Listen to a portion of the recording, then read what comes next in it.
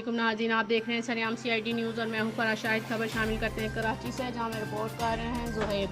इनका कहना मलिर सिटी थाना की SHO नाजिया अफजाल इज्जतदार घरेलू खवातीन के लिए फ़्रोन बन गई। खवातीन से सरेआम फहश कलामी और तशद्दुद मामूल बना लिया।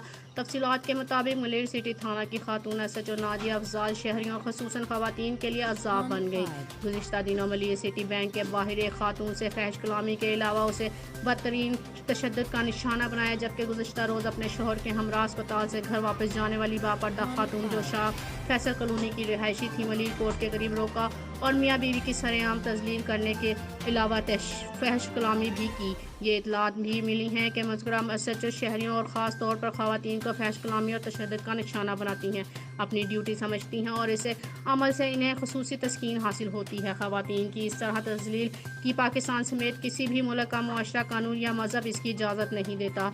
दूसरी जानिब मज़कूरा दोनों वाक़यात की वीडियो सोशल मीडिया पर वायरल होने के बावजूद दियानतदार पुलिस अफसर के तौर पर शोहरत रखने वाले SSP मलिर सैयद अली रज़ा और एडिशनल IG कराची गुलाम नबी मेमन की परस्तार खामोशी भी सवालिया निशान है और मुसलसल ऐसे वाक़यात से कभी भी बड़ा नुकसान या सानिया होना खुशगवार वाक़या जन्म ले सकता है। मज़ीद जानने के लिए देखते रहिए सरेआम CID।